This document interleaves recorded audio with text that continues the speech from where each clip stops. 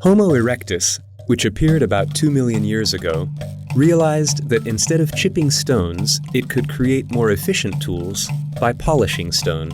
This represented the end of the Old Stone Age, the Paleolithic Age, and the beginning of the New Stone Age, the Neolithic Age.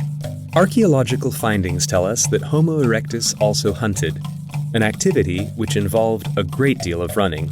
Since such physical activity resulted in a loss of heat, they lost most of their hair over thousands of years.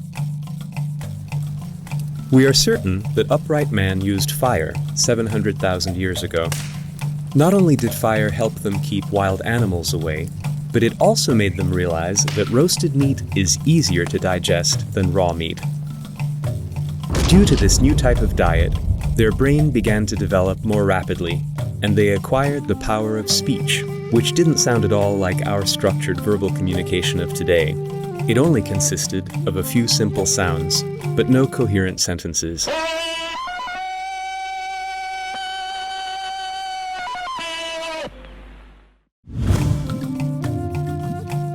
This was enough to coordinate hunts.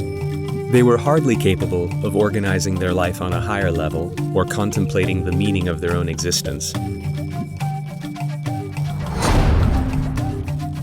They were the first hominid to migrate from their place of evolution, that is, from Africa.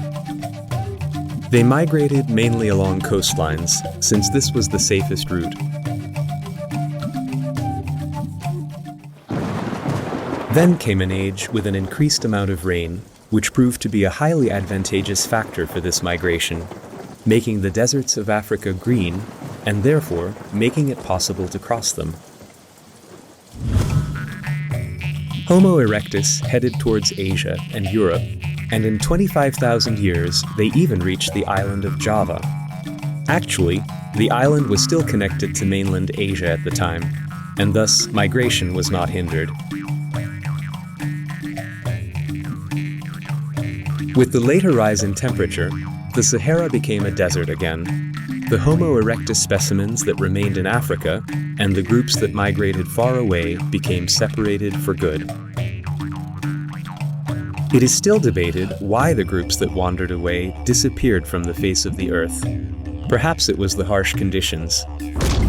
Those in Africa had existed until about 100,000 years ago, when they too became extinct and new species appeared.